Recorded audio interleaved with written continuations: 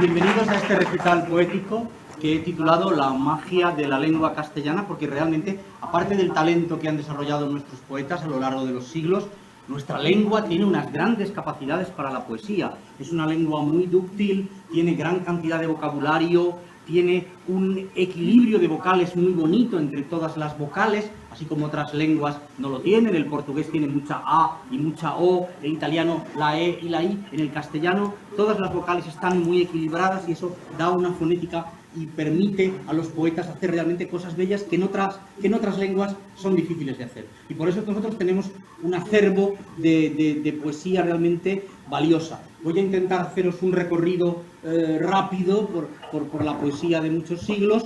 Muchas de las poesías que os voy a recitar no las voy a recitar enteras, será simplemente un fragmento para que os hagáis idea y para que yo también os vaya pudiendo dar una vislumbre de lo que eran los temas, de lo que eran los gustos en los distintos momentos. Es que así está mucho mejor, me quito todo esto. Tenemos poesía desde la Edad Media, no sabemos exactamente el nombre de los que escribían los cantares de gesta, no sabemos muchos de los nombres de la poesía religiosa del Mister de Clerecía. Gonzalo de Berceo es un nombre que tenemos ahí, pero él escribía como todos los demás, unificaron el estilo. Primer poeta con un estilo propio, que hace realmente lo que quiere y hace una poesía rompedora, es Juan Ruiz, el arcipreste de Ita, un señor bastante divertido que hacía exactamente lo que le daba la gana y que se permitía el lujo, siendo él clérigo, de criticar a los clérigos, y fue el primer poeta que insertó el humor en la poesía. No sé si recordáis un fragmento del libro del Buen Amor, por ejemplo, criticando el materialismo del tiempo. Hace mucho el dinero, mucho se le ha de amar, al torpe hace discreto y hombre de prestar, hace correr al cojo y al mudo le hace hablar. Que no tiene manos, bien lo quiere tomar. También al hombre necio y rudo labrador, dineros le convierten en hidalgo doctor. Cuanto más rico es uno, más grande es su valor. Quien no tiene dinero, no es de sí señor. El que lea los periodos, los obispos, los abades, arzobispos, doctores, patriarcas, potestades, los clérigos necios da muchas dignidades. De verdad hace mentiras, de mentiras, verdad. Llevan frailes y clérigos que aman a Dios servir, mas si huelen que el rico está para morir y oyen que su dinero empieza a retiñir, por quién ha de cogerlo, empiezan a reñir. En resumen lo digo, entiéndelo mejor, el dinero es del mundo el gran agitador. Hace señor al siervo y siervo hace al señor. Quien no tiene dinero no es de sí señor. Estas son las cosas que les digo. Gracias. Pero claro, no todo es broma, hay cosas muy serias. ¿Qué hay más serio que la muerte de un ser querido? Y uno de los poemas más bellos que tenemos en la lengua castellana son las coplas a la muerte de su padre, de Jorge Manrique. Yo recuerdo un disco, una grabación preciosa, en donde el gran actor Manuel Vicenta recitaba estos poemas.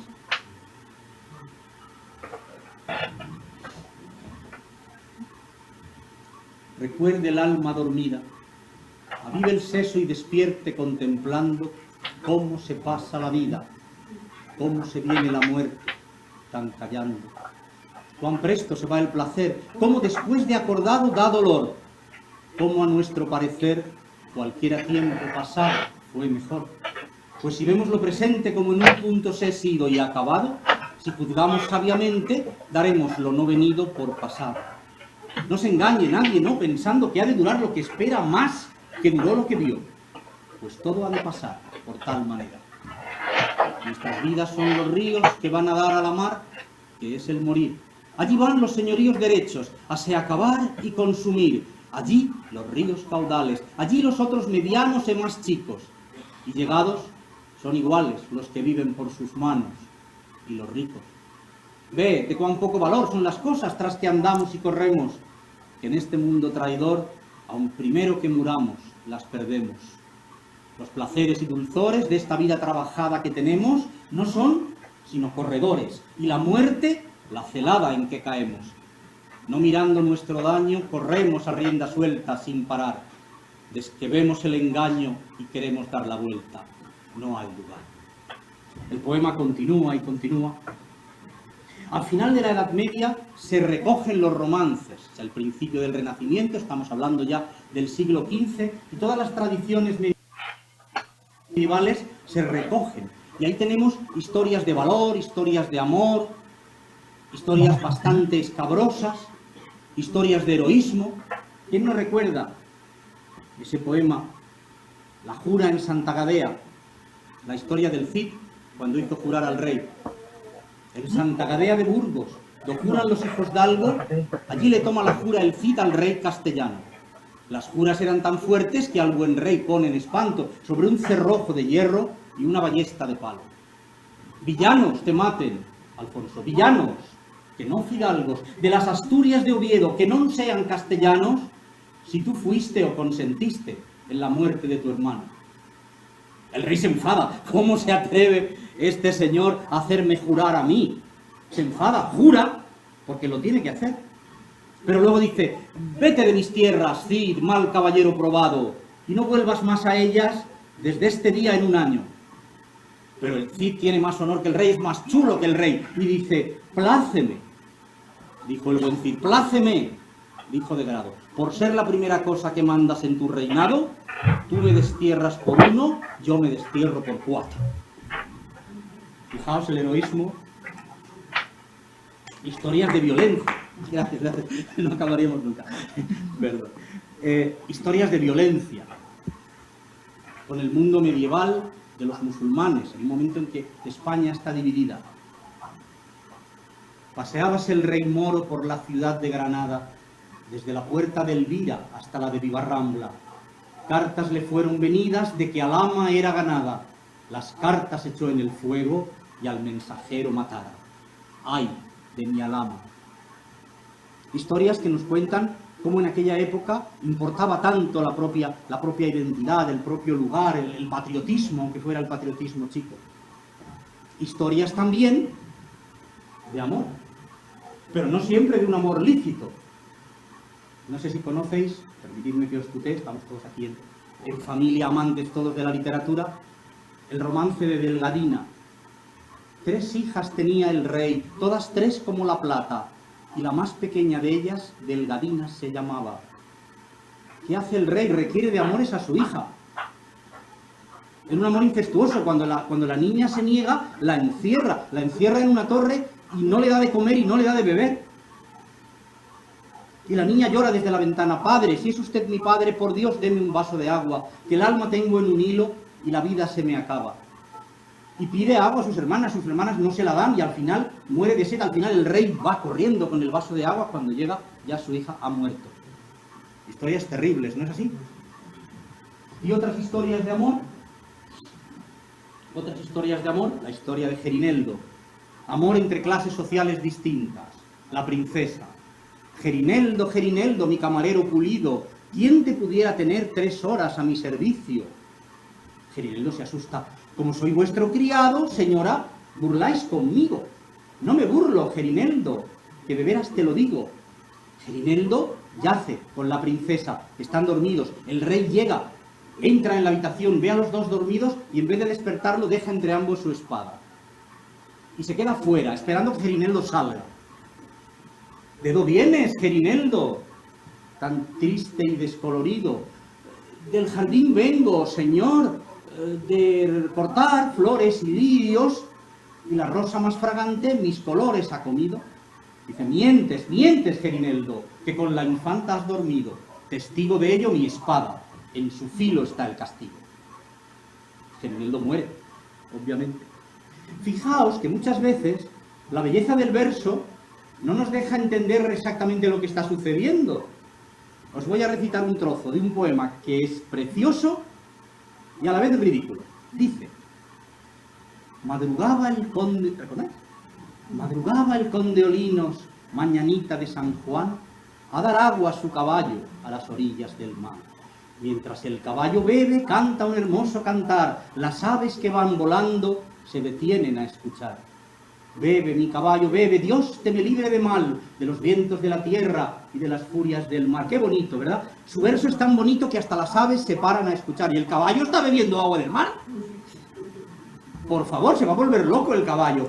O sea, no nos damos cuenta con la belleza del verso de que se está contando algo que es completamente imposible, ¿verdad?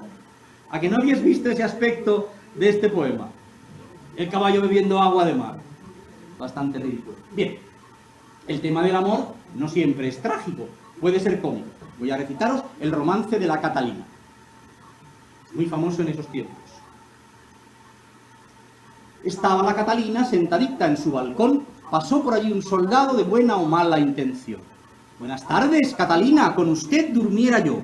Suba, suba el caballero, dormirá una noche o dos. Y si su marido viene y nos pilla de traición, mi marido no está en casa, que mi marido marchó. Mi marido fue a cazar a los montes de Aragón y ahora, para que no vuelva, le echaré la maldición. Cuervos le saquen los ojos y águilas el corazón, los perros de su ganado le traigan en procesión. Aún no había dicho esto y él a la puerta llamó. Marido, ábreme la puerta, luna, ábreme la puerta, sol, que te traigo un conejito de los montes de Aragón. Bajaba por la escalera, mudadita de color, y el marido. ¿Tú estás turbada del vino o tú tienes nuevo amor? Ni estoy turbada del vino, ni yo tengo nuevo amor, que reñí con los criados con toda de la razón, que me perdieron las llaves del más alto corredor. Si las perdieron de plata, de oro te las daré yo, que tengo un hermano en Francia que las haría mejor. ¿De quién es ese caballo que en mi cuadra relinchó? Tuyo es, marido mío, que mi padre te lo dio. Dios se lo pague a tu padre. Caballos ya tenía yo, y cuando no los tenía, él no me los daba, ¿no? ¿Y de quién es esa capa que en mi percha se colgó? Tuya es, marido mío, que mi padre te la dio. Dios se lo pague a tu padre. Capas ya tenía yo, y cuando no las tenía, él no me las daba, ¿no? ¿Y qué ha sido ese ruidito que en tu alcoba resonó? Es mi hermano, el pequeñín, que en mi cama se acostó y que ha venido a llamarte a las bodas del mayor. ¡Mientes, mientes, Catalina! De las bodas vengo yo. Mátame, marido mío, la culpa la tengo yo. Matar no te mataría. Matar, que te mate Dios. Pero que tu padre tenga noticia de tu traición. La agarró por el cabello y a su casa la llevó. Tenga, padre, esta su hija. La muy tuna me engañó. Si la tiene mal enseñada, enséñela usted mejor. Gracias. Bien, también en aquel momento se habla del maltrato a la mujer, curioso. Romances, versos que hablan de hombres que maltratan a las mujeres y, evidentemente, de una manera de crítica. Decía que la quería y no la podía ver. Era cierto que la amaba, solo por el interés. Se iban a casar en junio, cuando llegara el calor. El calor les llegó antes y ella de fiebres murió. Él estuvo en el entierro, pero solo a pasear, y la dejó bien tapada, no fuera a resucitar.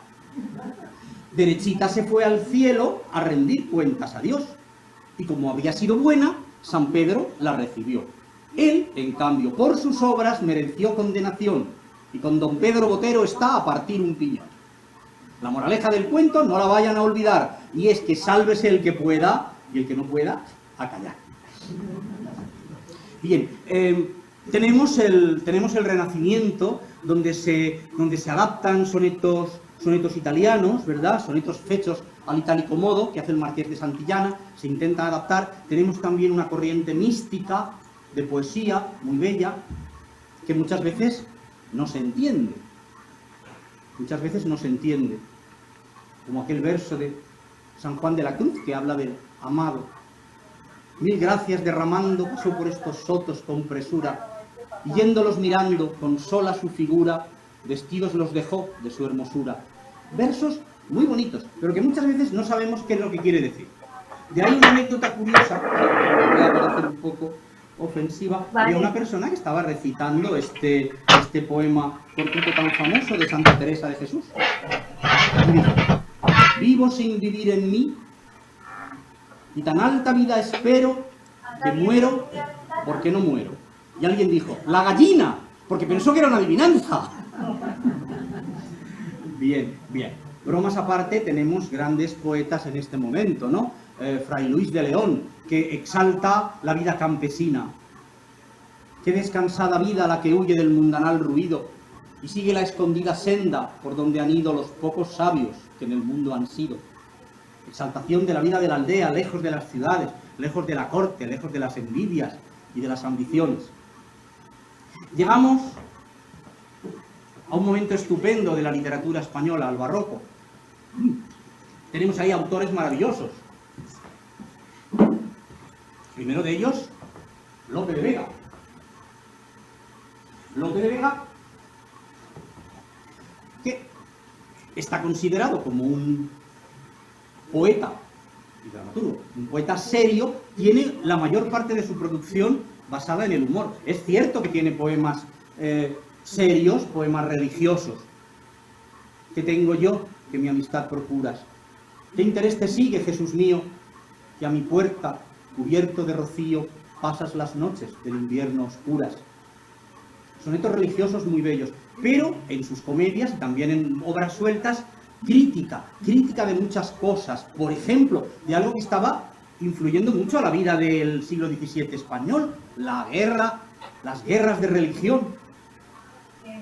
Y entonces, esta redondilla famosa que dice, uno que habla de la guerra, vinieron los sarracenos y nos molieron a palos. Que Dios ayuda a los malos cuando son más que los buenos. No pensemos que Dios va a estar siempre con nosotros. Si los otros y los musulmanes son más, nos pegan una paliza. Otro personaje que tiene que ir a la guerra y se pregunta, esto es curioso porque estamos hablando de una época de la contrarreforma, entonces que alguien se atreva a ir contra lo establecido es un acto de valor. Dice el personaje, bien mirado, ¿qué me han hecho los luteranos a mí? Jesucristo los crió y puede, por varios modos, si quiere, acabar con todos mucho más fácil que yo. ¿Por qué tengo que ir yo a matarlos? Bueno, más cosas. No sé si sabéis que Lope de Vega, aparte de inventarse el Teatro Nacional y la zarzuela, porque fue el primer autor que hizo comedias con música, es también el primero, prácticamente de los primeros, que hace literatura infantil, poemas para niños, a veces insertos en las comedias. Seguro que recordaréis vosotros, porque en algún libro lo habréis leído, aquellas fábulas cortitas, ¿no? De juntáronse los ratones para librarse del gato, no sé si os suena. Y después de largo rato de disputas y opiniones, dijeron que acertarían en ponerle un cascabel, que andando el gato con él librarse mejor podrían. Salió un ratón barbicano, colilargo, hociquirromo, y encrespando el grueso lomo dijo al senado romano, después de hablar culto un rato, ¿quién de todos ha de ser el que se atreva a poner ese cascabel al gato? Se hicieron muy famosas estas composiciones breves, a veces insertas en las comedias, que eran fáciles de recordar, y esto dura todo el siglo. Incluso Calderón de la Barca, ya mucho más culterano, y años después, las emplea. Cuentan de un sabio que un día tan pobre y mísero estaba, que solo se sustentaba de unas hierbas que cogía. ¿Habrá otro? Entre sí decía, más pobre y triste que yo. Y cuando el rostro volvió, halló la respuesta, viendo que otro sabio iba cogiendo las hierbas que él arrojó. Bueno, Lope de Vega era una persona muy bromista, ¿no? Todos recordáis probablemente aquel soneto que se supone que improvisó cuando le pidieron que hiciera un soneto sobre la marcha. Un soneto me manda a hacer Violante, que en mi vida me he visto en tal aprieto. 14 versos dicen que es soneto. Burla burlando, van los 3 delante. Yo pensé que no hallara consonante, y estoy a la mitad de otro cuarteto. Mas si me veo en el primer terceto, no hay cosa en los cuartetos que me espante. Por el primer terceto voy entrando y parece que entré con pie derecho, pues fin con este verso le voy dando. Ya estoy en el segundo, y aún sospecho que voy los 13 versos acabando. Contad si son 14 y está hecho. Eso implica una gran capacidad. Bueno, de Lope de Vega decían que ya de pequeño, con 7 años, ya hablaba en verso. No sabemos si son exageración, pero evidentemente ahí lo tenemos. ¿Qué hace? ¿Qué hace Lope? Se burla de muchas cosas que según él no estaban bien en la sociedad. Por ejemplo, el esnovismo, de hablar de una manera muy alambicada muy grandilocuente, lo que se decía entonces hablar culto, ¿verdad?, por influjo del culteranismo, y en un soneto nos cuenta que Garcilaso y Boscán, símbolos de la poesía clara, limpia y correcta, llegan a Castilla y no entienden nada. Dice el soneto, Garcilaso y Boscán hablando: Boscán, tarde llegamos, ¿hay posada? Llama desde la puerta a Garcilaso. ¿Quién va? 2 caballeros del Parnaso. No hay donde nocturnar palestra armada. No entiendo lo que dice la criada. Madonna, ¿qué decís?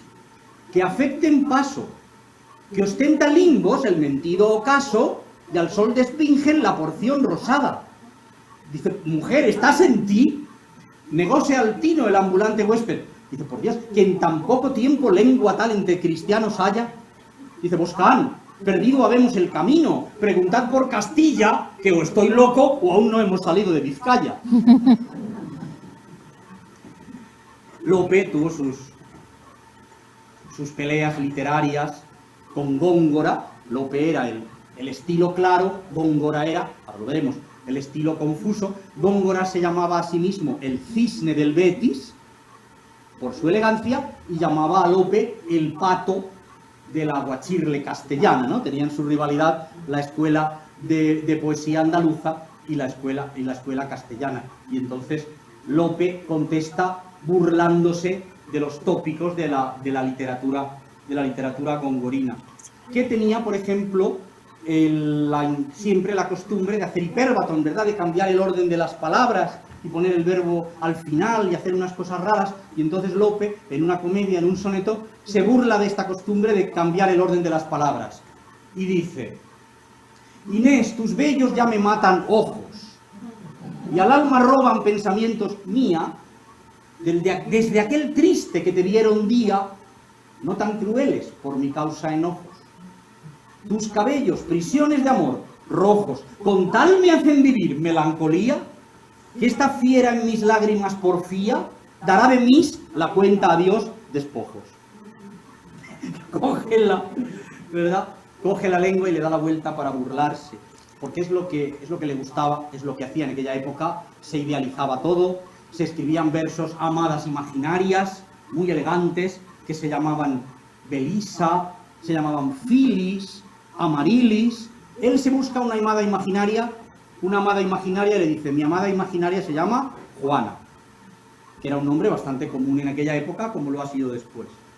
Y se burla de esos versos en donde se idolatraba a la mujer y en donde se exaltaban los sentimientos amorosos. Dice, Juana, mi amor me tiene en tal estado que no os puedo mirar cuando no os veo. Ni escribo, ni manduco, ni paseo, entre tanto que duermo sin cuidado. Pero mientras duermo, no estoy enamorado, no sufro, no padezco, ¿verdad? Bien, bueno. Góngora es todo un mundo, un señor rarísimo, le gustaba la buena vida y le gustaba experimentar con la lengua. Se ha dicho que Góngora tiene varias épocas, una época sencilla, una época confusa. Es mentira, escribía todo revuelto. Hoy en día se le consideraría un autor de minorías, en su época no lo era, la gente le entendía, y tiene 2 ramas, eso sí, una especie como de línea popularista, de versos muy sencillos y muy bonitos. La más bella niña de nuestro lugar, hoy viuda y sola, y ayer por casar, viendo que sus ojos a la guerra van, a su madre dice que escucha su mal, dejadme llorar, orillas del mar. Pues me diste madre en tan tierna edad, tan corto el placer, tan largo el penar, y me cautivaste de quien hoy se va y lleva las llaves de mi libertad. Dejadme llorar, orillas del mar.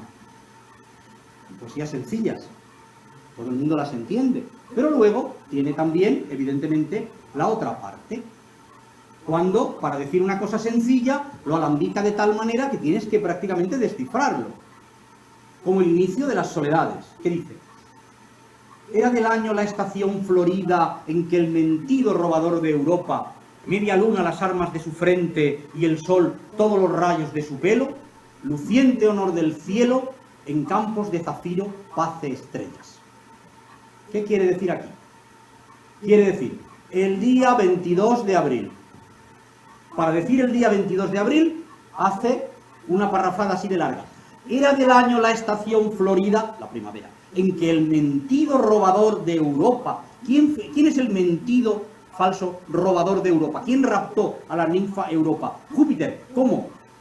Disfrazado, convertido en toro. Media luna las armas de su frente, ¿verdad? La cornamenta, una media luna, los cuernos, y el sol, todos los rayos de su pelo, luciente honor del cielo, en campos de zafiro, campos de azul, pace estrellas. Va el toro que va comiendo estrellas por el cielo. El momento en que la constelación del toro se mueve, cuando entra el signo de Tauro 22 de abril, es lo que está diciendo Góngora.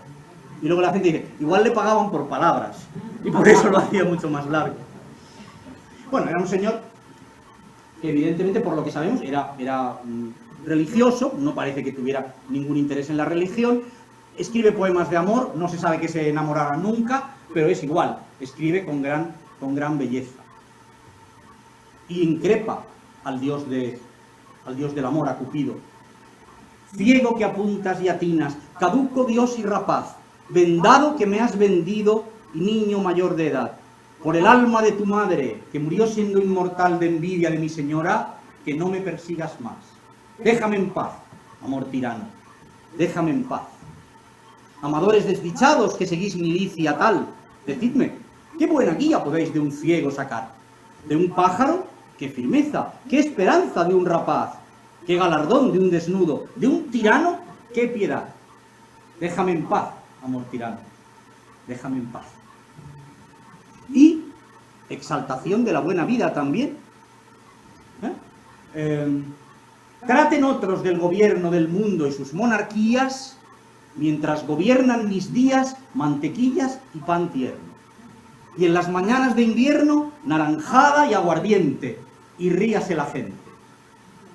Coma en dorada vajilla el príncipe mil cuidados, como píldoras dorados, que yo, en mi pobre mesilla, quiero más una morcilla que en el asador reviente.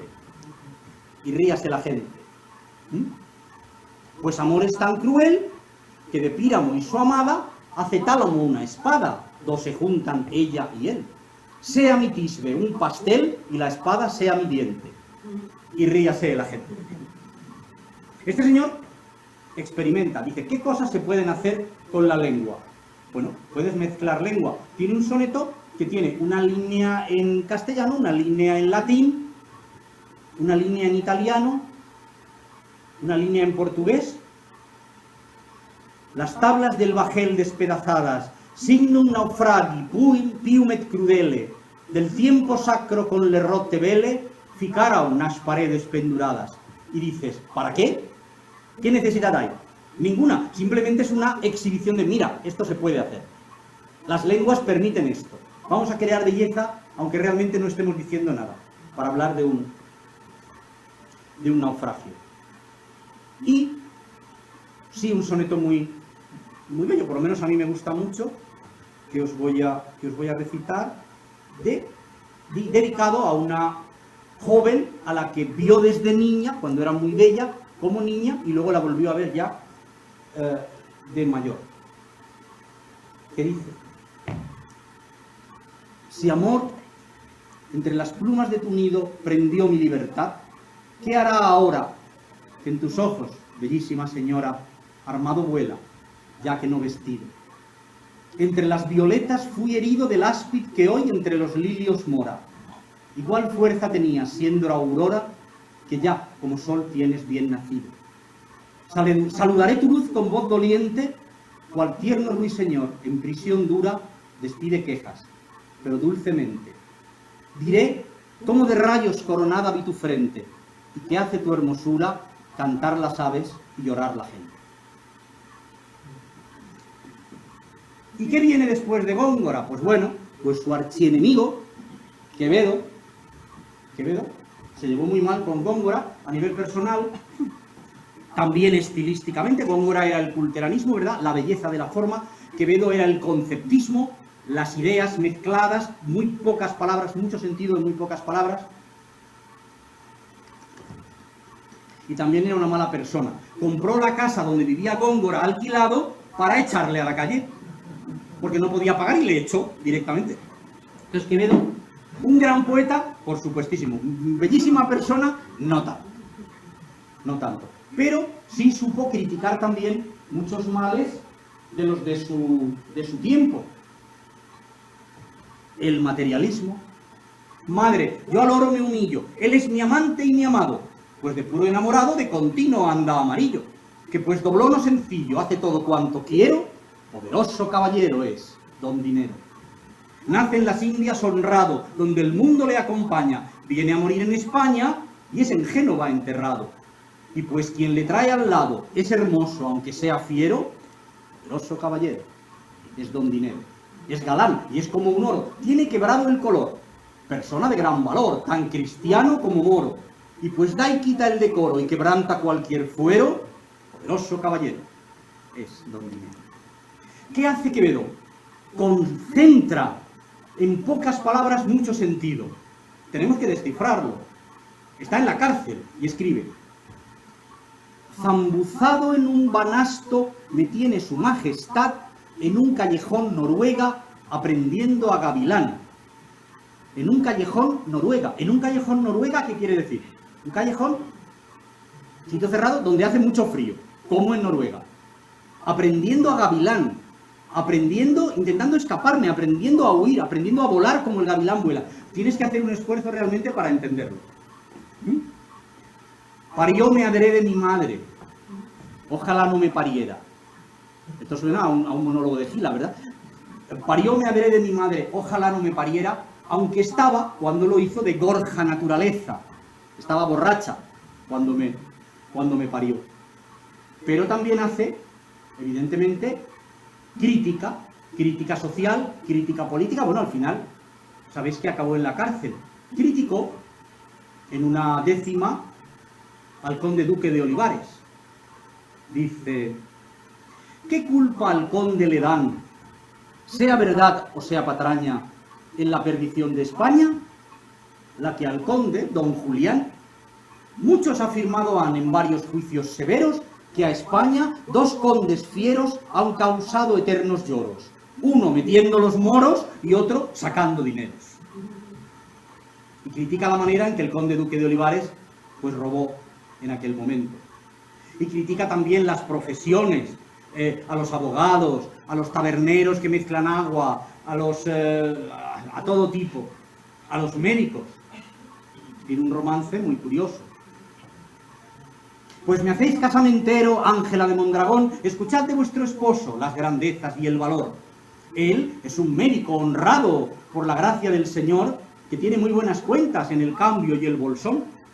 Quien nos lo mostró cobarde no lo conoce y mintió, que ha muerto más hombres vivos que mató el Cid campeador.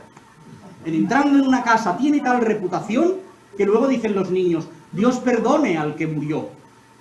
De médicos semejantes hace el rey nuestro señor bombardas a sus castillos, mosquetes a su escuadrón. Si alguno cura y no muere, piensa que resucitó, y por milagro le ofrece la mortaja y el cordón. Si acaso estando en su casa oye dar algún clamor, tomando papel y tinta escribe: ante mí pasó. No se le ha muerto ninguno de los que cura hasta hoy, porque antes que se le muera, los mata sin confesión. Por matar, mata las luces, y si no le alumbra el sol, como murciélago vive a la sombra de un rincón.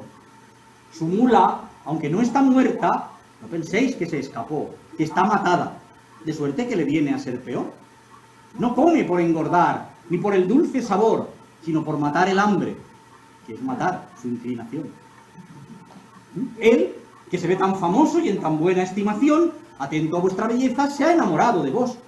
No pide le deis más dote de ver que matáis de amor, que en matando de algún modo o para el uno sois los dos. Casaos con él y nunca de viuda tendréis pasión, que nunca a la misma muerte se oyó decir que murió. Si lo hacéis, a Dios le ruego que gocéis con bendición, pero si no, que nos libre de conocer al doctor. Bien. Y luego tenemos también, por supuesto, la poesía que está inserta en nuestro teatro. Grandes fragmentos, como aquel tan famoso de Calderón que toca ese tema ese tema eterno, ¿no? de la irrealidad de la vida, de que todo es maya, todo es ilusión. Esto ha aparecido en la literatura española en dos tópicos muy concretos. El mundo es un teatro y nosotros somos representantes, o esta vida es un sueño. Por eso, esas décimas bonitas que dicen de la vida es sueño. ¿Es verdad? Pues reprimamos esta fiera condición, esta furia, esta ambición, por si alguna vez soñamos. Y sí haremos, porque estamos en un mundo tan singular que el vivir solo es soñar.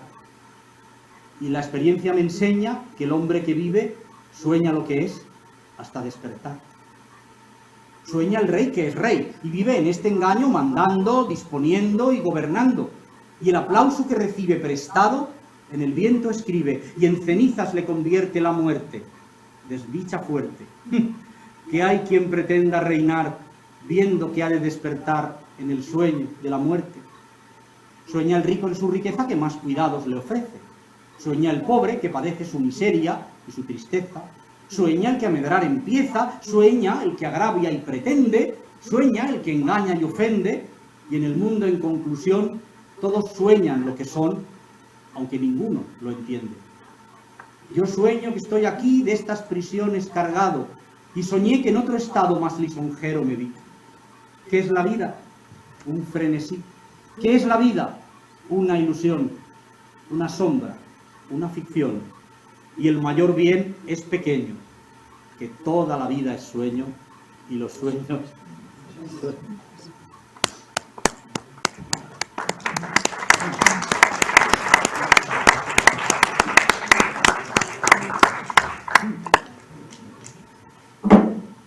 Y después del barroco, señoras y señores, la debacle. Tenemos un siglo tremendo. Siglo XVIII, el neoclasicismo fue nefasto para la literatura, no solo en España, en cualquier sitio. Fue muy bueno para la música, excelente para las ciencias, para el sistematismo, para la sociedad, para los derechos humanos. Literariamente hubo muy poquito y muy malo, tanto en España como en otro lugar. Prácticamente no tenemos nada, porque la literatura, y sobre todo la poesía, se cargó de didactismo.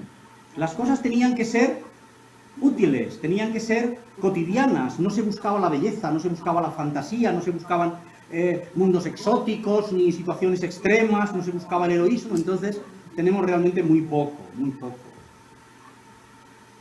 Cosas que, bueno, son simpáticas, como ¿quién tenemos? Nicolás Fernández de Moratín, padre de Leandro Fernández de Moratín, que fue autor de teatro, que escribían cosas pues, de este estilo. Admiróse un portugués de ver que en su tierna infancia todos los niños de Francia supiesen hablar francés. Arte diabólica es, dijo, torciendo el mostacho, que para hablar en gabacho un hidalgo en Portugal llega viejo y lo habla mal, y aquí lo parla un muchacho. Versos, como veis, que tienen, pues no sé, un poquito de gracia, pero que tampoco tienen esa belleza, esa amplitud, esa profundidad que tenían en el barroco. Pero bueno, afortunadamente el neoclasicismo en España no es muy importante y llegamos a otro periodo importantísimo también en la poesía, que es el romanticismo. Ahí tenemos el yo romántico, la personalidad, el personaje del héroe, del rebelde. Conocéis, por supuesto, este poema de Espronceda, ¿verdad? La canción del pirata, que dice: allá muevan feroz guerra ciegos reyes por un palmo más de tierra, que yo tengo aquí por mío cuanto abarca el mar bravío, y a quien nadie impuso leyes. Que es mi barco mi tesoro, que es mi Dios la libertad, mi ley la fuerza y el viento, mi única patria la mar. Lo que está diciendo ese pirata es: yo aquí soy libre, las leyes no me afectan, yo soy el héroe de mi historia, yo soy el protagonista de mi vida, no estoy sometido a la sociedad, no estoy sometido a leyes ni a convencionalismos, yo soy yo y mi personalidad es lo más importante. Eso es interesante, es la exaltación del romanticismo. Por eso valoramos a Espronceda, uno de los grandes poetas, que no solamente temáticamente aportó muchas cosas, sino que hizo innovaciones métricas y fonéticas que luego en el modernismo iban a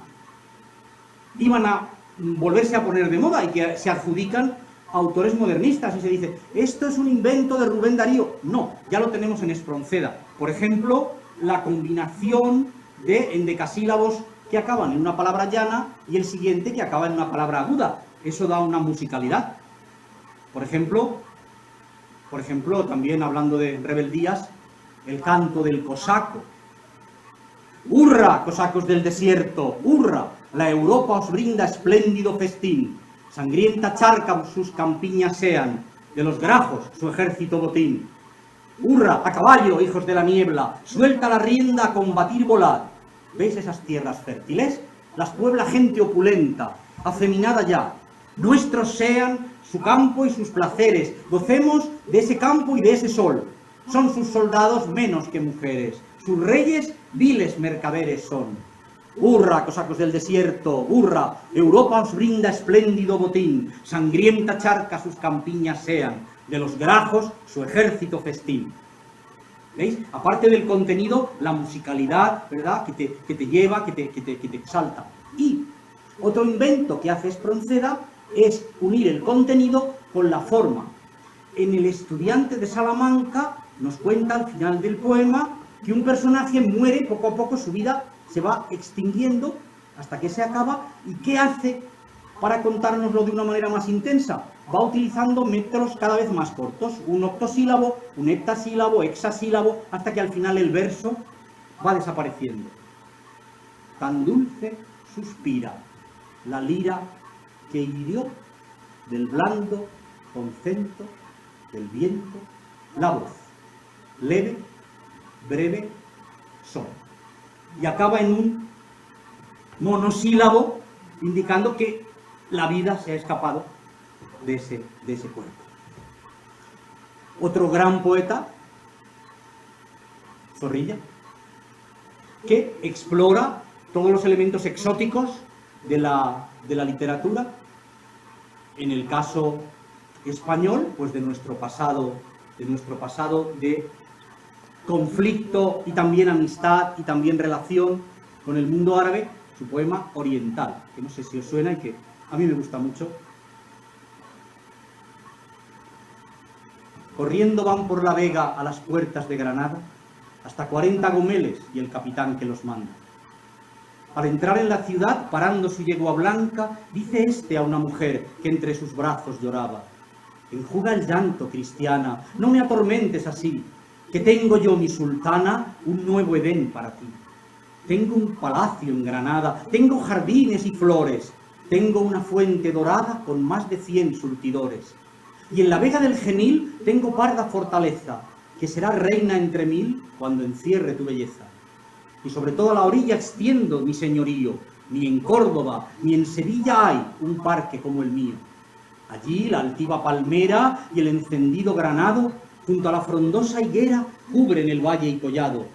Allí el robusto nogal, allí el nópalo amarillo, allí el sombrío moral crecen al pie del castillo. Y olmos tengo en mi alameda que hasta el cielo se levantan, y en redes de plata y seda tengo pájaros que cantan. Y tú, mi sultana eres, que desiertos mis salones están, mi harén sin mujeres, mis oídos sin canciones. Yo te daré terciopelos y perfumes orientales, de Grecia te traeré velos, y de Cachemira chales. Yo te daré blancas plumas para que adornes tu frente, más blancas que las espumas de nuestros mares de oriente. Y perlas para el cabello, y baños para el calor, y collares para el cuello, para los labios, amor. ¿Qué me valen tus riquezas?, respondióle la cristiana, si me quitas a mi padre, mis amigos y mis damas. Vuélveme, vuélveme, moro, a mi padre y a mi patria, que mis torres de León valen más que tu Granada. Escuchóla en paz el moro, y manoseando su barba dijo, como quien medita, en la mejilla una lágrima: si tus castillos mejores que nuestros palacios son, y son más bellas tus flores por ser tuyas en León, y si diste tus amores a alguno de tus guerreros, Uri de Levén, no llores, vete con tus caballeros. Y dándole su caballo y la mitad de su guardia, el capitán de los moros volvió en silencio la espalda. Historia bonita de amor, ¿no? Pero Zorrilla se ha hecho famoso por su drama romántico, Don Juan Tenorio, que también es un prodigio de versificación. Voy a recitaros un fragmento, concretamente la narración que hace don Juan Tenorio en el acto primero, lo que se llama la escena de las conquistas, cuando está compitiendo con don Luis Mejía para ver quién ha hecho más maldades en un año, porque en eso estribaba su apuesta. Y dice don Juan Tenorio, presumiendo de todas sus acciones: pues señor, yo desde aquí, buscando mayor espacio para mis hazañas, di sobre Italia, porque allí tiene el placer un palacio. De la guerra y el amor, antigua y clásica tierra, y en ella el emperador, con ella y con Francia en guerra, díjeme, ¿dónde mejor? Donde hay soldados, hay juego, hay pendencias y amoríos. Di pues sobre Italia luego, buscando a sangre y a fuego amores y desafíos. En Roma a mi apuesta fiel fijé, entre hostil y amatorio, en mi puerta este cartel: aquí está don Juan Tenorio para quien quiera algo de él. De aquellos días la historia a relatar os renuncio. Remítome a la memoria que allí dejé, y de mi gloria podréis juzgar por mi anuncio. Las romanas, caprichosas; las costumbres, licenciosas. Yo, gallardo y calavera, quien a cuento redujera mis empresas amorosas. Salí de Roma por fin, como os podéis figurar, con un disfraz harto ruin y a lomos de un mal rocín, pues me querían ahorcar. Fui al ejército de España, mas todos paisanos míos, soldados y en tierra extraña, dejé pronto su compañía tras 5 o 6 desafíos. Nápoles, rico vergel de amor, de placer emporio, vio en mi segundo cartel: aquí está don Juan Tenorio, y no hay hombre para él. Desde la princesa altiva a la que pesca en ruin barca, no hay hembra quien no suscriba, y cualquier empresa abarca, si en oro o en valor estriba. Búsquenle los reñidores, cérquenle los jugadores, quien se precie, que le ataje. A ver si hay quien le aventaje en juego, en lid o en amores. Esto escribí, y en medio año que mi presencia gozó en Nápoles, no hay lance extraño, no hubo escándalo ni engaño en que no me hallara yo. Por donde quiera que fui, la razón atropellé, la virtud escarnecí, a la justicia burlé y a las mujeres vendí. Yo a las cabañas bajé, yo a los palacios subí, yo los claustros escalé y en todas partes dejé memoria amarga de mí. Ni reconocí sagrado, ni hubo razón ni lugar por mi audacia respetado, ni en distinguirme he parado al clérigo del seglar. A quien quise provoqué, con quien quiso me batí, y nunca consideré que pudo matarme a mí aquel a quien yo maté. A esto don Juan se arrojó, y escrito en este papel está cuanto consiguió, y lo que él aquí escribió, mantenido está por él. Este es el romance. Muchas gracias.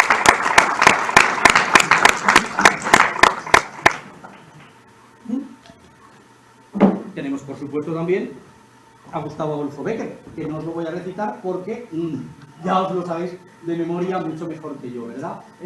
¿Qué consigue Bécquer? ¿Cuál es la especialidad de Bécquer? Hacer poesía con las cosas más sencillas. Cuando los críticos analizan su poema, ven que el vocabulario es muy reducido, no hay figuras retóricas, no hay embellecimientos, simplemente es las cosas que dice. Por una mirada a un mundo, por una sonrisa, un cielo, por un beso, yo no sé qué te diera por un beso. Las frases están en orden, no hay pérbaton, no hay metáforas, no hay figuras retóricas, es simplemente la belleza del concepto, ¿no? Porque son, niña, tus ojos verdes como el mar, te quejas. Verdes los tienen las náyades, verdes los tuvo Minerva, y verdes son las pupilas de las urís del profeta. Son realmente poemas muy sencillos, son coplas, de alguna manera, en asonante muchas veces, es un tipo de poesía no muy culta, pero que es la que más ha llegado a gente, y es uno de los poetas preferidos de toda la gente. Normalmente, casi todos, en un momento dado de nuestra vida, en nuestra adolescencia, nos hemos sentido tocados por estos poemas. Y así como viene una época buena, pues luego viene una mala, ¿verdad? Y entonces el realismo, las descripciones que se pusieron de moda en la segunda mitad del siglo XIX, pues ya no permitían tanto la poesía. Era un estilo descriptivo que tuvo mucho más éxito en la novela. De hecho, incluso el teatro se resintió y poquísima poesía realista. Algún verso de Gabriel y Galán, con descripciones de de gente sencilla. He dormido esta noche en el campo con el niño que cuida mis vacas, y en el suelo tendió para ambos el rapaz su raquítica manta. Y se quiso quitar, pobrecillo, su blusilla y hacerme almohada. Un tipo de poesía enternecedora a veces, pero siempre basada en la realidad.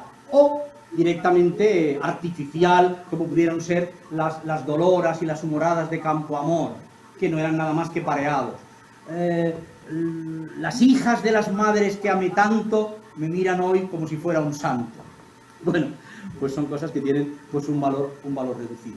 Pero luego tenemos otra vez, por supuesto, momentos estupendos. Por ejemplo, el aspecto cómico de la literatura finisecular del 19.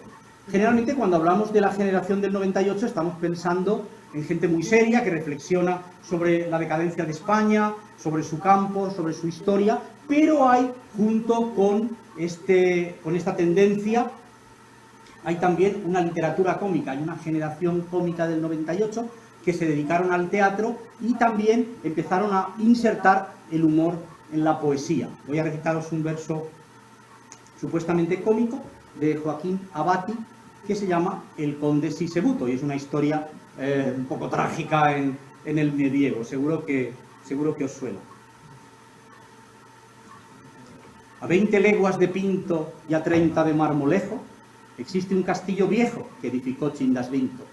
Perteneció a un gran señor, algo feudal y algo bruto, que se llamó Sisebuto, y a su esposa, Leonor, y a Cunegunda, su hermana, y a una prima de su abuela, que atendía por Mariana, y a su cuñado Vitelio, y a su nieta Alejandría, y a su hija Rosalía, y a su hijo menor, Rogelio. Era una noche de invierno, noche cruda y tenebrosa, noche sombría, espantosa, noche atroz, noche de invierno, noche fría, noche helada, noche triste, noche oscura, noche llena de amargura, noche infausta, noche airada. En un gótico salón dormitaba Sisebuto, y un lebrel seco y enjuto roncaba en el portalón. Afuera el viento silbaba con quejido lastimero, e imponente se escuchaba el ruido del aguacero. Cabalgando en un corcel de color verde botella, raudo con una centella llega al castillo un doncel. Empapada trae la ropa por efecto de las aguas. Como no tiene paraguas, viene el pobre hecho una sopa. Llega al foso, salta el muro, la poterna está cerrada. Me ha dado mico, mi amada, y exclama, vaya un apuro. De pronto, algo que resbala siente sobre su cabeza. Alza la vista y tropieza con las cuerdas de una escala. ¡Ah! Dice, por fin, gozoso. ¡Ah! Dice con fiero acento. ¡Ah! Repite, victorioso. ¡Ah! Una vez y otra, así hasta 100. Sube, que sube, que sube. Trepa, que trepa, que trepa. En brazos cae de un querube, la hija del conde, la Pepa. El lujoso camarín introduce a su adorado, y al notar que está mojado, lo seca bien con serrín. Lisardo, mi bien, mi anhelo, único ser que yo adoro, el de los cabellos de oro y el de la nariz de cielo. ¿Qué sientes, di, dueño mío? Di, ¿qué sientes a mi lado? ¿Qué sientes, Lisardo amado? Y él responde, siento frío. Frío has dicho, eso me inquieta. Frío has dicho, eso me espanta. No llevarás camiseta, ¿verdad? Pues toma, ponte esta manta. Y ahora hablemos del cariño que nuestras almas disloca. Yo te amo como una loca, yo te quiero como un niño. Mi pasión raya en locura, la mía es un arrebato. Si no me quieres, me mato. Si me olvidas, me hago cura. ¿Cura tú? Por Dios bendito, no repitas esa frase en jamás de los jamases. Pues estaría bonito. Hija soy de Sisebuto desde mi más tierna infancia. Y aunque es mucha mi arrogancia, y aunque es mi padre muy bruto, y aunque temo sus furores, y aunque sea lo que me expongo, huyamos. Vamos al Congo a ocultar nuestros amores. Bien dicho, bien has hablado. Huyamos aunque se enojen. Y si algún día nos cogen, que nos quiten lo bailado. En esto, un ronco ladrido se escucha, potente y fiero. ¡Wow! ¡Oyes!, dice el caballero, es el perro que me ha olido. Por una puerta excusada y cual terrible huracán entra un hombre, luego un can, luego nadie, luego nada.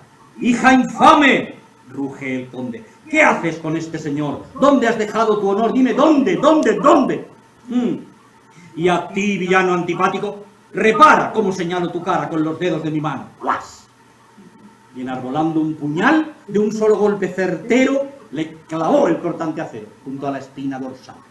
El pobre, naturalmente, la viñó como un conejo. Ella frunció el entrecejo y enloqueció de repente. De resultas del espanto, el conde se volvió loco y el perro no llegó a tanto, pero le faltó bien poco. Desde aquel día de horror, nada se volvió a saber del conde, de su mujer, la llamada Leonor, de Cunegunda, su hermana, de su prima Berenguela, de la tía de su abuela, que atendía por Mariana, de su cuñado Vitelio, de su nieta Alejandría, de su hija Rosalía, ni de su chico, Rogelio. Y aquí termina la historia verídica, interesante, romántica, fulminante, estremecedora, horrenda, que de aquel castillo viejo entenebrece el recinto a 20 leguas de Pinto y a 30 de Marmolejo.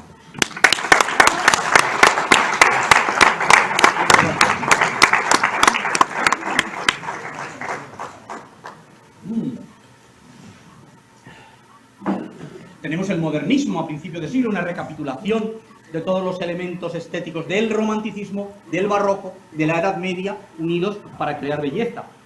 En 1888, Rubén Darío publica el poemario Azul, y a partir de ahí, pues tenemos jardines, pavos reales, princesas de Oriente, una gran cantidad de elementos estéticos bastante bonitos. Exquisitez, dice Rubén. Mi intelecto libré de pensar bajo, bañó el agua castalia el alma mía, peregrinó mi corazón y trajo de las sagradas selvas la armonía.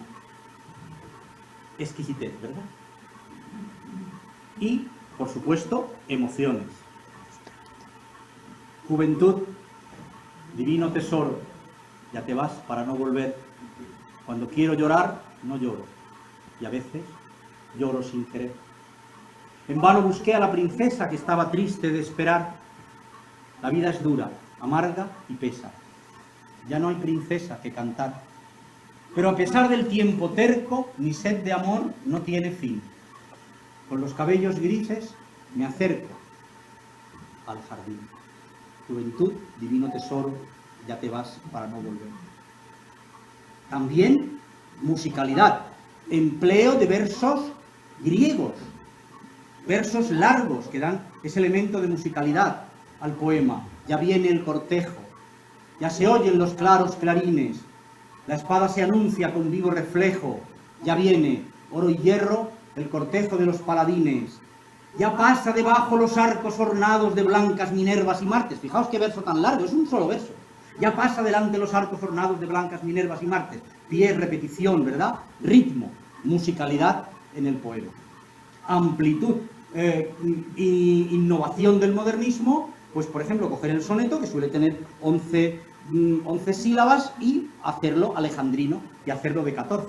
Verso muy bello sobre un caudillo araucano, caupolicán, que conseguía en su tribu el rango de jefe, aquel que podía estar todo un día y toda una noche sosteniendo y caminando con un tronco de árbol,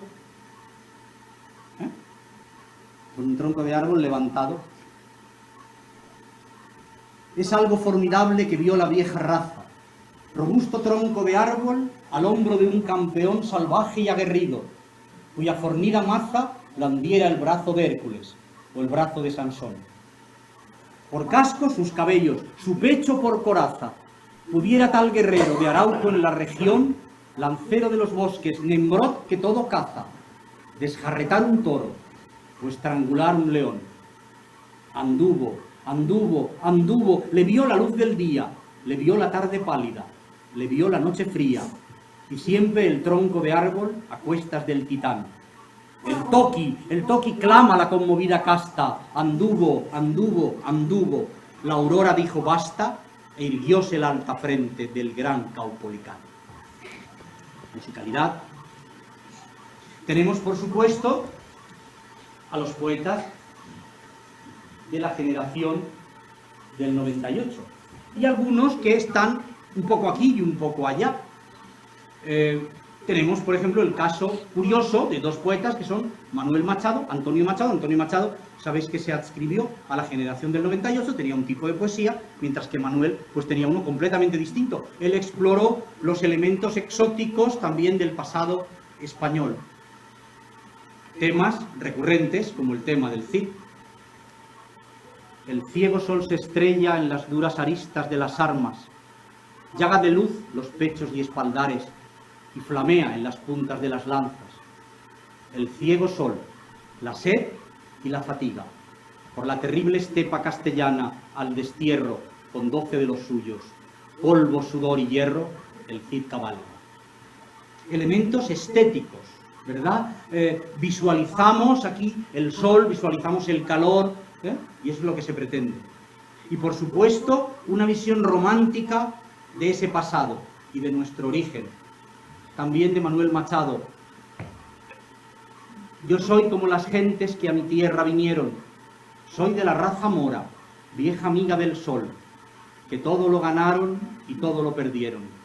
Tengo el alma de nardo del árabe español. Resumida la historia de España, los árabes todo lo ganaron, todo lo perdieron, vínculo con las flores, alma de poeta, son cosas que están ahí y que son interesantes. Bien, Manuel Machado, por supuesto que voy a deciros de Manuel Machado. Sabe condensar en muy poco tiempo, en muy poco espacio, sabiduría, cosas que nos hacen reflexionar, cosas que nos hacen pensar. Bueno es saber que los vasos nos sirven para beber, lo malo es que no sabemos para qué sirve la sed. Ayer soñé que veía a Dios y que a Dios hablaba, y soñé que Dios me oía, después soñé que soñaba. El tema recurrente del sueño, de que las cosas no son verdad, verso muy curioso, se llama parábola. Era un niño que soñaba un caballo de cartón. Abrió los ojos el niño y el caballito no vio. Con un caballito blanco el niño volvió a soñar y por la crin lo cogía. Ahora no te escaparás. Apenas lo hubo cogido, el niño se despertó. Tenía el puño cerrado y el caballito voló. Quedóse el niño muy serio pensando que no es verdad un caballito soñado y ya no volvió a soñar. Pero el niño se hizo mozo y el mozo tuvo un amor y a su amada le decía: ¿tú eres de verdad o no? Cuando el mozo se hizo viejo pensaba: todo es soñar, el caballito soñado y el caballo de verdad. Y cuando vino la muerte, el viejo a su corazón preguntaba: ¿tú eres sueño? ¿Quién sabe si despertó? Reflexiones muy curiosas sobre la realidad. Y luego tenemos las vanguardias, donde es un tipo de poesía distinta. Voy a recitaros una poesía de Jardiel Poncela, de mi abuelo, no podía dejármelo fuera, que habla también, una poesía un tanto futurista, que hace una descripción deshumanizada de la ciudad de Nueva York, en un viaje que él hizo por allí para mostrarnos un poco pues esa frialdad de las grandes ciudades. Y está hecha a base de conceptos vinculados sin formas verbales, simplemente ideas de lo que es la impresión que tiene un europeo que se enfrenta a un mundo mucho más moderno por un lado y mucho más frío y más distante por otro. Nueva York. Una ciudad con 3 ríos, chinos, negros y judíos con idénticos anhelos, y millones de habitantes pequeños como guisantes vistos desde un rascacielos. En el invierno, un cruel frío que hace llorar. En estío, un calor abrasador que mata al gobernador, que es siempre un señor con lentes, y a los 12 o 13 agentes que llevaba alrededor. Soledad entre las gentes, comerciantes y clientes, un templo junto a un teatro, 23 o 24 religiones diferentes, agitación, disparate, un anuncio en cada esquina, jazz band, jugo de tomate, chicle, whisky, gasolina, propaganda, periodismo, 10 ediciones diarias que anuncian noticias varias y todas dicen lo mismo. Parques con una caterva de amantes sobre la hierba, masas con fama de activas pero indolentes y apáticas, estrellas, actrices, divas y máquinas automáticas. Oficinas sin tinteros, con calamazós, ficheros, con 9 timbres por mesa y con patronos groseros con caras de aves de presa. Ruido de remachadoras, magos y adivinadoras de la suerte y del destino. Hombres de un solo perfil, con la nariz infantil y los corazones viejos. El cielo pilla tan lejos que nadie mira a lo alto. Radio, brigadas de asalto, garajes con ascensor, cemento, acero, basalto, sed, Coca-Cola, sudor, prisa, bolsa, sobresalto y dólares. Y dolor. Un infinito dolor corriendo por el asfalto entre un Cadillac y un Ford. La visión que se tiene. Bueno, y luego tenemos nuestra generación del 27, ¿verdad? Recordando a Góngora, creación de popularismo, el neopopularismo, personas como Lorca, que sabe aunar su realismo con verso popular, con coplas populares. El lagarto está llorando, la lagarta está llorando, el lagarto y la lagarta con delantalitos blancos. Por las ramas del laurel van 2 palomas oscuras. La una era la otra y las 2 eran ninguna. Fijaos, la simplicidad, el elemento de surrealismo y el logro que tiene el conseguir que en muy pocas palabras te parezcan ya poesía. Dice Lorca, Córdoba, lejana y sola. A mí ya me parece poesía, ya me parece que ha logrado ahí un punto. Jaca negra, luna grande, aceitunas en mi alforja, aunque sepa los caminos, yo nunca llegaré a Córdoba. Córdoba, lejana y sola. Bueno, para recitaros uno entero, el romance de la luna luna. La luna vino a la fragua con su polisón de nardos, el niño la mira, el niño la está mirando. En el aire conmovido mueve la luna sus brazos y enseña lúbrica y pura sus senos de duro estaño. Huye, luna, luna, luna, si vinieran los gitanos, harían con tu corazón collares y anillos blancos. Niño, déjame que baile. Cuando vengan los gitanos, te encontrarán sobre el yunque con los ojillos cerrados. Huye, luna, luna, luna, que ya siento sus caballos. Déjame, niño, no pises mi blancor almidonado. El jinete se acercaba tocando el tambor del llano. Dentro de la fragua, el niño tiene los ojos cerrados. Por el olivar venían bronce y sueño los gitanos, las cabezas levantadas y los ojos entornados. Cómo canta la zumaya, ¡ay! Cómo canta en el árbol.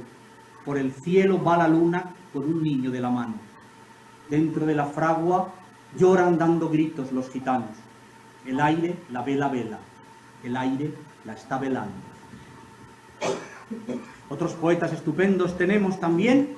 Alberti ganó el Premio Nacional de Poesía en el año 25 con Marinero en tierra.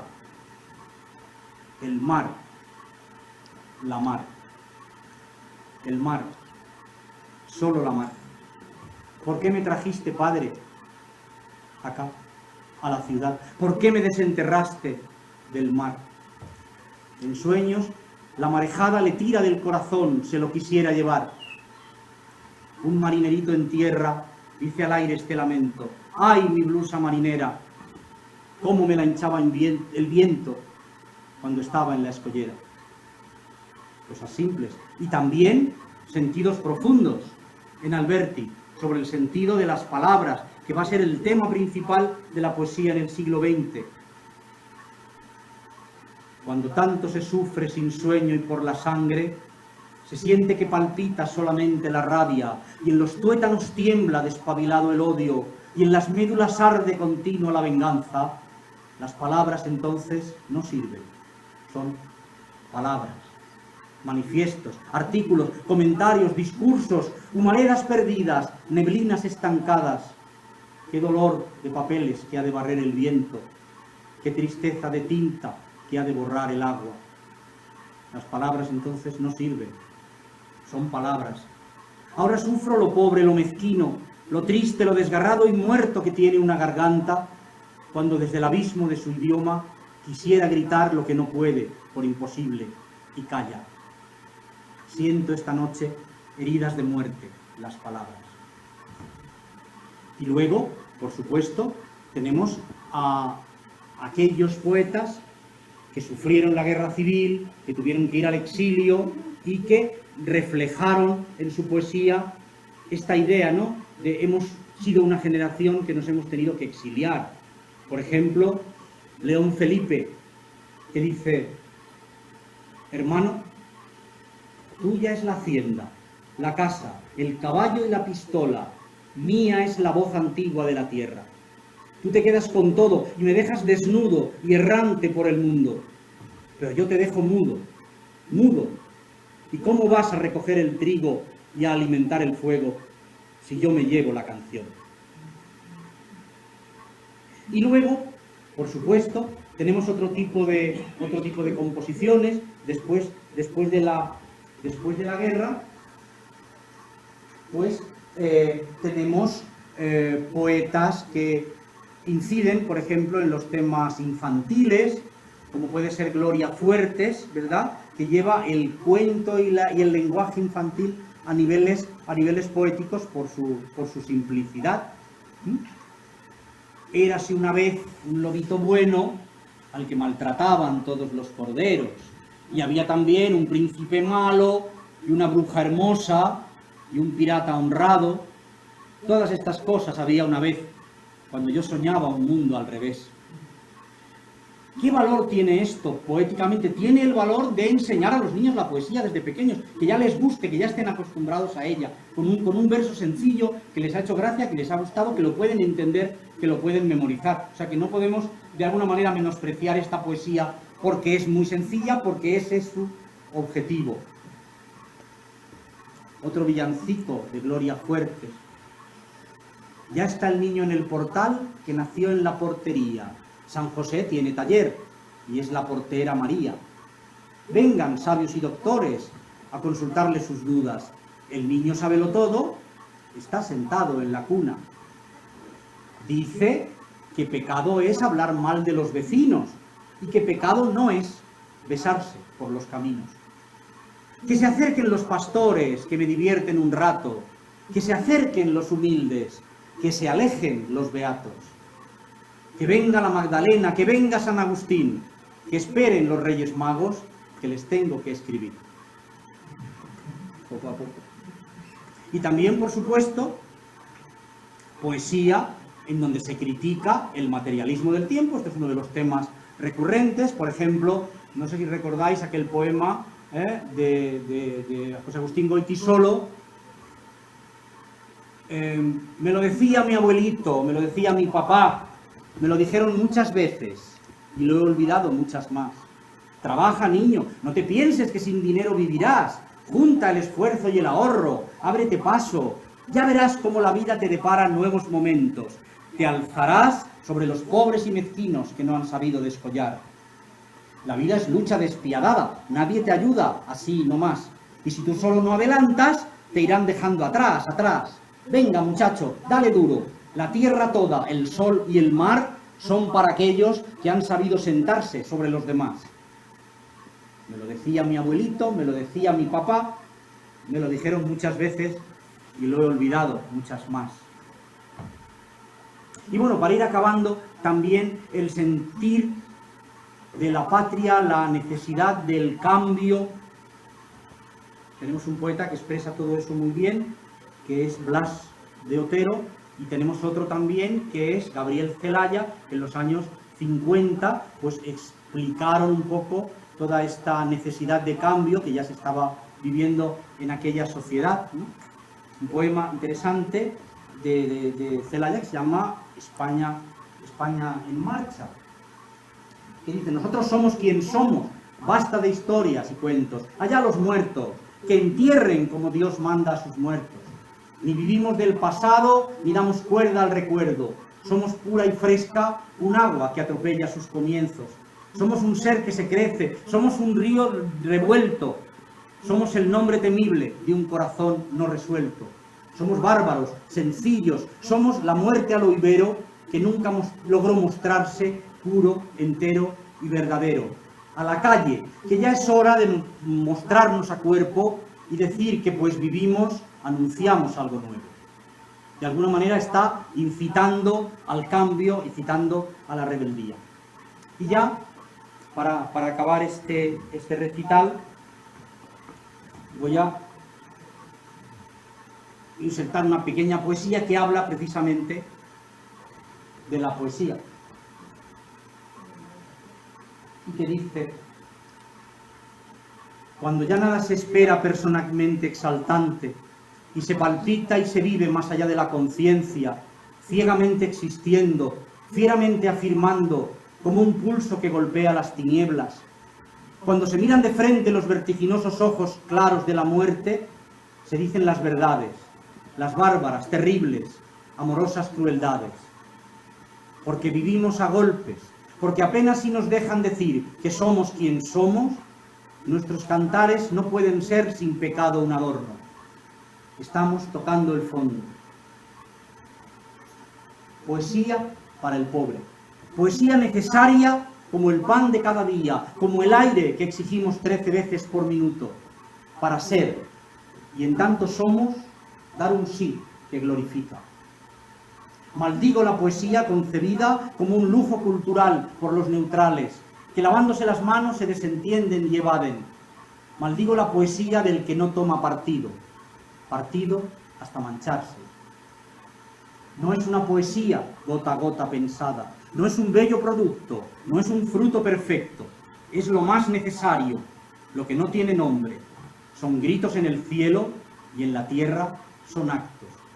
Porque vivimos a golpes, porque apenas si nos dejan decir que somos quien somos, nuestros cantares no pueden ser sin pecado un adorno. Estamos tocando el fondo.